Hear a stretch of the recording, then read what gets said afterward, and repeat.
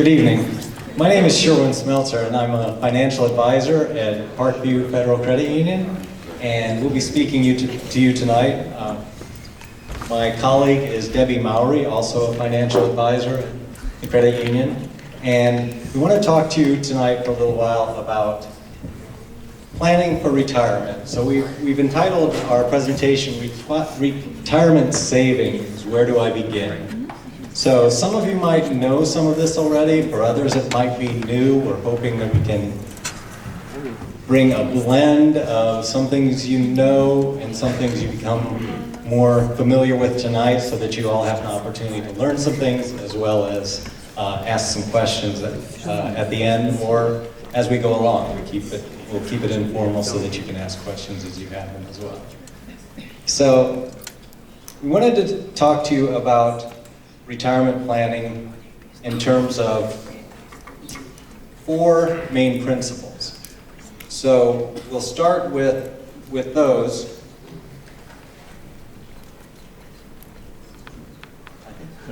Turn it around. The important principles we want to talk about tonight are the 3-legged stool, diversification, the time value of money, and the importance of regular saving, or something we call dollar cost averaging. So we'll explain more about those as we go along. But first of all, let's start with this concept of the 3-legged stool. What is that about? Okay, so you can think of a 3-legged stool when you plan for your retirement. You can think of, first of all, employer accounts. So if you happen to work for an employer that has a 401k, or a 403b if you work for the state or for a local government, that is an employer account. So the first principle of retirement planning is that if your employer will help you save for retirement, you let them do that. Especially if they will contribute money, you want to get that free money from your employer. Does anybody have an idea why why an employer might want to have a retirement plan for their employees? Anyone want to take a guess at that? What's the reason that your employer might want to have a 401k plan or a 403b plan for you?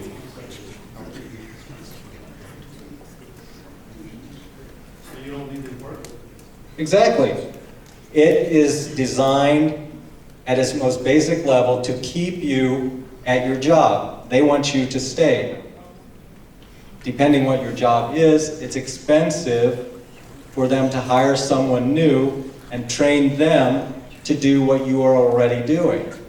So, like many employee benefits, a 401k plan or a 403b plan is designed to keep you at the job, keep you from going to a competitor of your employer, or keep you from doing some other kind of job that does not benefit them. They want you to stay. So they keep you at an employer by offering a 401k or 403b.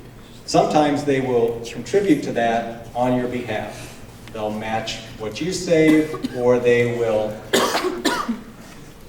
contribute regardless of what you do. So that's the first concept, that employer account.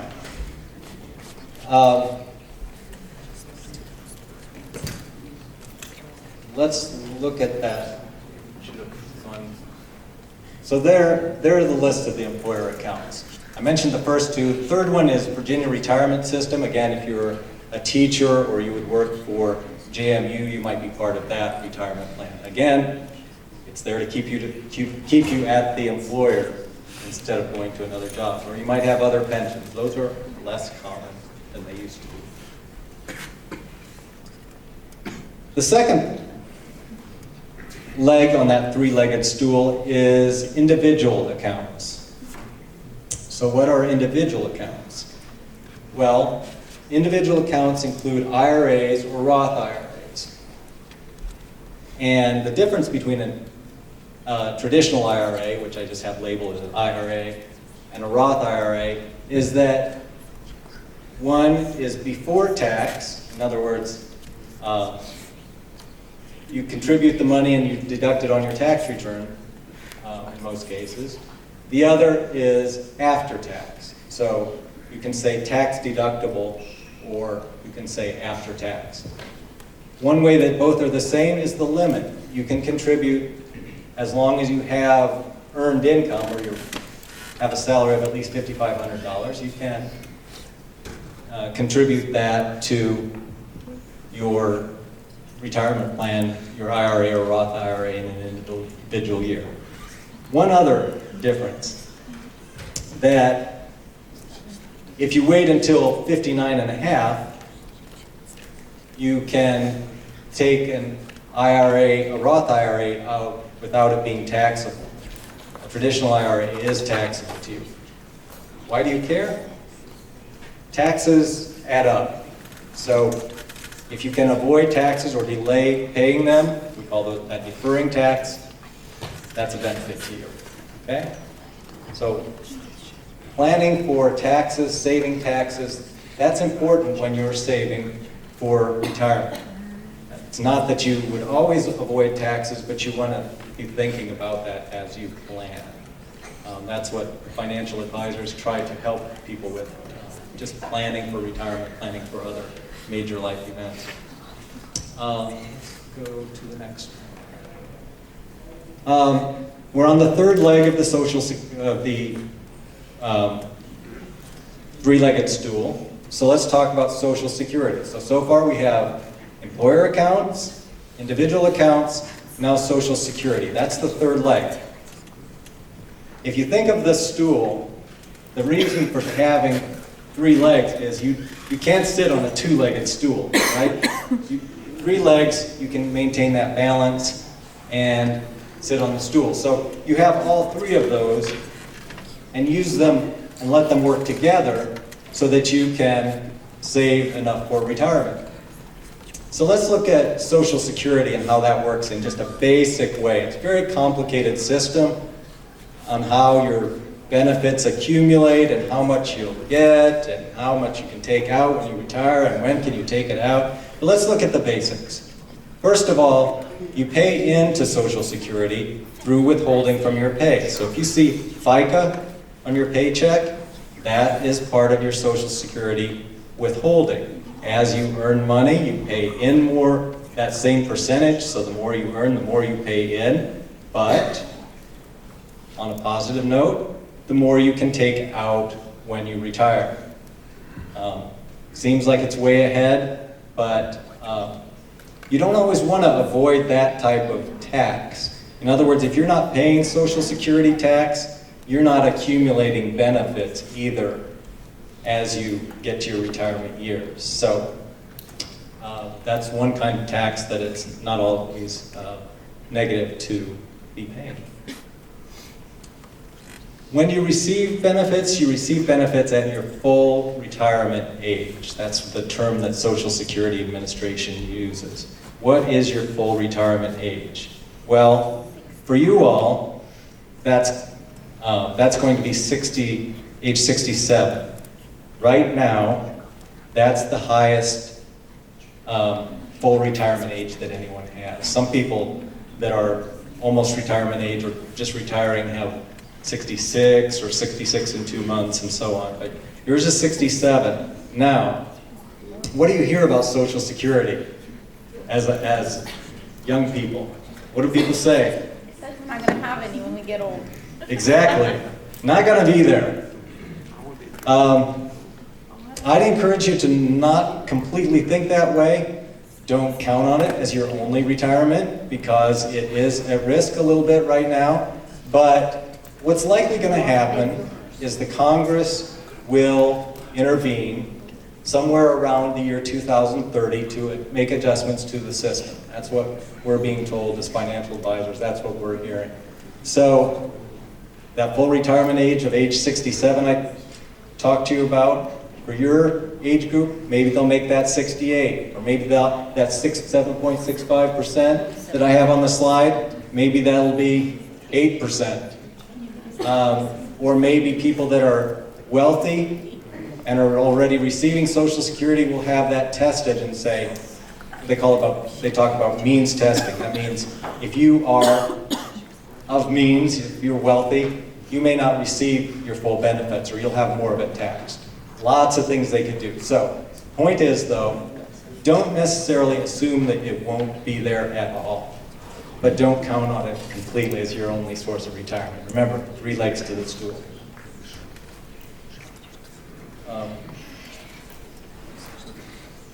I'm sorry, that was your part.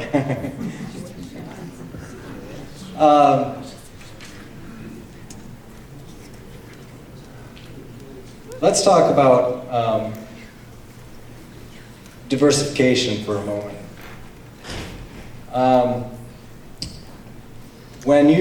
So this is another principle. We already talked about the 3-legged stool, now we're on to diversification.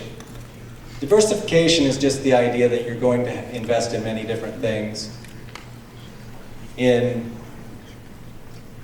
a mutual fund or in your retirement accounts. You don't want to have just one stock. You might think that Tesla is a great company and they're going to build many electric cars and you want to just buy that one stock. Well, if you do that, you might be right, but you might be terribly wrong. It might be Ford that ends up building all those electric cars, and then Tesla may not exist as a company. So you invest in a lot of different things, so you're not, it's kind of like that 3-legged stool. You're not putting all your eggs in one basket, as we say. You're investing in a number of things.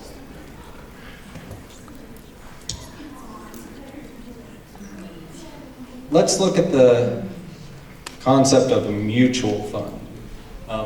And what I didn't say is that when investment goes down, another one goes up. That's what diversification does for you. What's a mutual fund?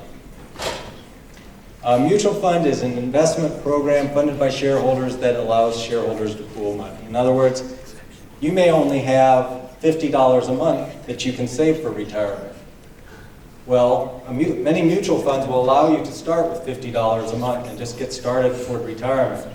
Well, you wouldn't be able to really diversify. You wouldn't be able to invest in a lot of different things if you only had $50 a month. But a mutual fund allows you to do that. So you put your money together with other people that are investing different amounts, and it allows you to kind of get in the game, begin a retirement savings program. Okay. Let's talk about what the difference is between stocks and bonds. When you own a stock, you're owning part of a company. So it's divided into little pieces, and those are called shares. So your investment in stocks is, you may own stock in Apple, you own just a few shares. It's a huge company, it's worth billions and billions. Actually, the controversy or the race right now is to see which company is going to be worth $1 trillion first. Hard to believe, right, that a company is going to be worth $1 trillion, just one company. But they're talking about Apple might get there. Maybe it'll be Amazon. Maybe it'll be Google. Those are some of the largest companies. So when you own it, you own small parts, small shares. And bonds, in contrast, are ownership of debt. So you own what a company is borrowing. So you can own a piece of that, and that's called a bond. Which is better for retirement, stocks or bonds? Anybody want to take a shot at that one? Depends, there you go. It's already on the screen. Both have their place, but bonds often go up in value when stocks don't. What happened in 2008? Anybody know that? Stock market crashed. Bond market also crashed at the exact same time. Horrible for people that were 64, 65 years old at the time. People delayed their retirement, decided they weren't going to retire, they decided they were going to keep working full-time, or they'd go back to work part-time. Everything went down at once. But generally, bonds go up when stocks go down, or at least are a little more stable. They don't lose as much value. Well, here's a little bit more of the answer to that question, which is better. Over time, stocks return about 9% per year. Bonds return about 5%. So you'd want to be invested more in stocks than bonds, right? Even ups and downs, because you've got, we'll get to that later.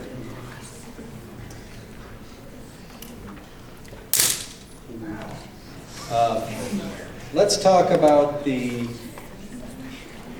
implications for you of where you are in your working career and your life. Okay, so you are young. That means you have years and years before you retire. That affects how you decide to save. When you have a lot of years, we call that the time value of money. Remember, way back in the first slide, that was another of our principles for retirement. Now we've covered diversification, we've covered the three-legged stool. This one is about the time value of money. So you assume that you're going to earn, 6, 7, 8, 9% per year on your investments between now and retirement. So time is the friend of the young investor. So often somebody's going to recommend to you that you invest in growth mutual funds or growth investments anyway. All right, here's an example. Let's look at how this takes place. How does it affect you to have a lot of time? Well, let's look at this example. Suppose you have a current salary of $30,000, you receive 4% in annual raises, and you plan to retire in 30 years. You put 4% of your salary into a retirement plan each year and earn an 8% annual return. How much do you have at the end of 30 years? Anybody want to take a wild guess? So that was you. You're putting in 4% of your salary starting at $30,000, and you are earning 8% per year. Remember I said stocks earn 9%. This is just being a little conservative here. Well, I hope you're at least thinking about an amount. You'd end up with $220,944. Now, if you waited 5 additional years before investing, you'd only have $164,878. So that is the effect of waiting. Remember I said time is your friend? In this case, waiting that 5 years cost how much? $56,000, a little over $56,000, right? So starting early has a huge benefit for you. So even if you can only save a little bit at first, and if you're forgetting about it, that's fine. You have that taken out of your check. Do you have anything to add about that, Debbie? After you do the next one. All right, you're going to jump in? Okay, so the idea is that dollar cost averaging is something that you can do. So dollar cost averaging, how does that work? You put in, let's say $50, but you put in $50 every month. Okay, then maybe next year you can increase your savings, but let's see how that would work in an actual example. You're trying to, the benefit of dollar cost averaging, another important principle we said, is that you can accumulate more shares without trying to time the market. So let's see how that works. Let's change that amount to $100. If you invest $100 a month, the price of the mutual fund might be $10 a share. So you take 100 divided by 10, you buy 10 shares. Well, let's say the next month the price goes up, then it's $10.50 a share. You buy 9.53 shares. Then the next month you buy $100, you put in $100, and the price is $10.25, $10.25 a share. You bought 9.76 shares. Let's add that up. The first 3 months that you've been saving, you accumulated 29.29 shares. That's what you get if you add up those 3 numbers on the right side. you have paid an average, if you take 300 divided by 29.29, you've paid an average of $10.24 a share. What do you notice about that compared to the 3 actual months that you were investing? It went lower. Say it again? It's lower by. It's lower. Okay, the average price was $10.24, and yet there was only 1 month that you paid less than that first month. So that's an example of how investing regularly benefits you. You can pay a lower average price per share when you do that. Who here is employed right now? Who has a job? Okay, good. A lot of folks. Who has no idea if there's a matching? Okay, this is your first homework. Your homework is tomorrow when you go to work, you're going to go to your benefits or your HR person, and you're going to ask about your retirement plan. Okay, you want to find out how much you're allowed to contribute, how much they're going to match, okay? And you're going to find out if there's a Roth option. There are 3 questions. So I want you all to do that sometime this week or the next time you're at work. You really need to understand what your employer benefit is. That's one of the 3 legs of the stool, right? You have to know what you have and then maximize it. So if you have a 3% match, how much should you be contributing? 3%. Trust me, you'll never miss it, okay? If you have a 5% match, that's fantastic. How much should you be contributing? 5%. So trust me, that's the free money that Sherman was talking about earlier. They're gonna give you that money free, right into your retirement account. It'll be yours, you can walk away with it when you leave that job, okay? So that's your first bit of homework.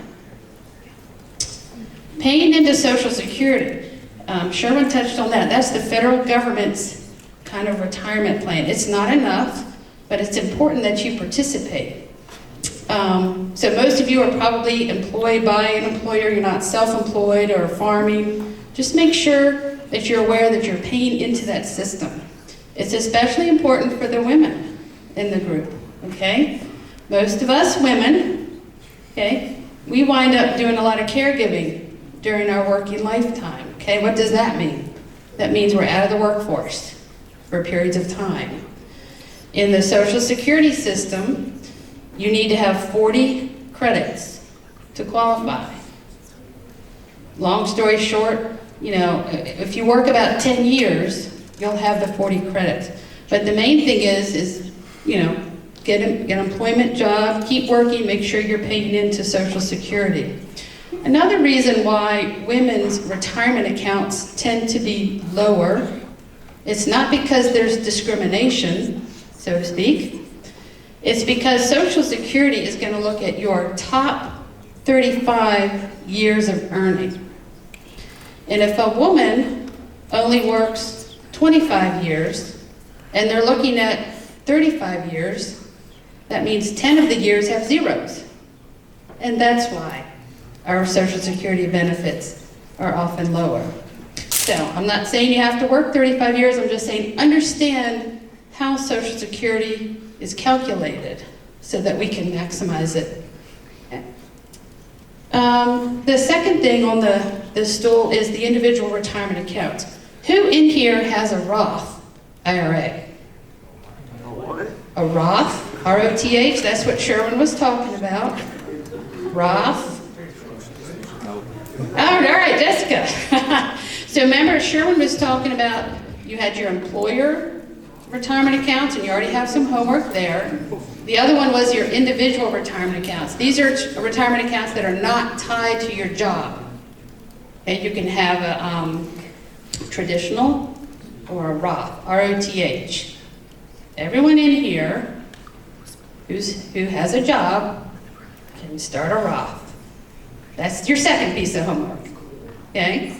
I'd encourage you in the next month to talk to someone. We'd be happy to talk to you about exploring the option of starting a Roth. That's a retirement account that stays with you. It's not tied to your employer. Doesn't matter where you work, where you go, if you eventually are not working, you have this account and you have that money. And you can do it for as little as $50 a month. You'll never miss it. So Roth IRA, individual accounts, that's the second leg of the stool. And I can't remember our third, well, Social Security, we did that one. The other one is, Sherwin touched on this too, is not trying to time the market. We don't do market timing. So what's market timing is where we're waiting and waiting for a certain fund or stock to rise, and we think, all right, it's at its peak now, I'm gonna sell it, and I'm capture all that gain. Well, you're just taking a chance, you're betting, okay? We don't do market timing because we want to sleep at night. We don't want to be worrying about, is the market going an inch higher tomorrow? Is it going to drop? We don't do market timing. The better thing is to have a long-range plan, a time horizon, okay? You guys are young, you've got all the time ahead of you. Let's put it in, don't watch it, let it go.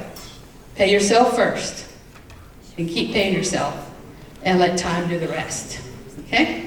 So the other thing I wanted to encourage everyone is, come in and see us. These are all generalizations. They all apply to you, but we would love to sit down with you one-on-one and just look at your particular situation, because everyone in this room is a little bit different in what their job is, how much their income is, what their expenses are, what their family situation is. Doesn't cost you a thing. Come in for a free review. We'd love to sit down, go over, encourage you, and get you started, okay? Do you have any questions? I'm just going to add one thing to that. Just a real life example. I met with somebody who was in her second year of teaching. The first year of teaching, she was outside of the Harrisonburg area. Then she moved here and she was living with her parents. She started with $50 a month. What she said to me is, I want to start a Roth IRA, but I know that if I don't start doing it and have it taken out of my account every month, I'm going to spend the rest on clothes. Okay.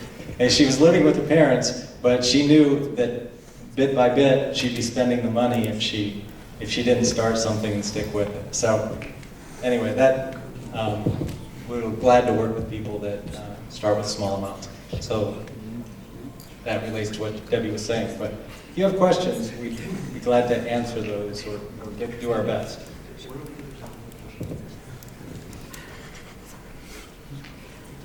I mean, we covered it all?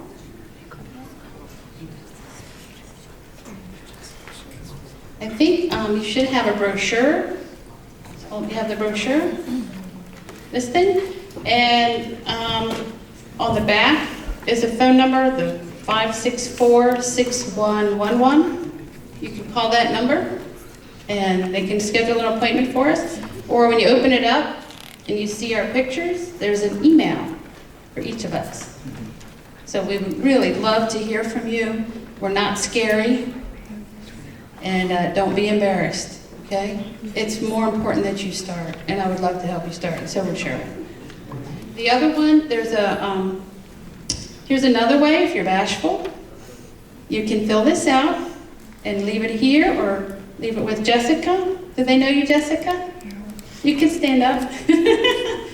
Somehow get it to her or get it back to us, and then we'll contact you. Thanks.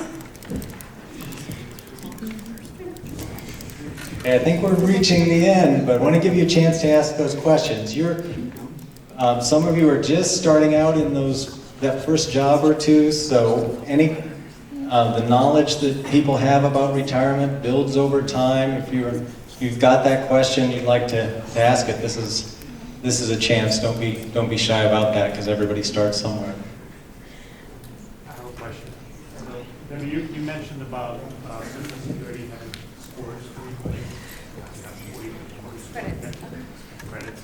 Just talk more about that, how it works, how it means. The calculations for how Social Security determines your income benefits very complex, but there are a couple of key elements. One is you have to have worked 40 quarters.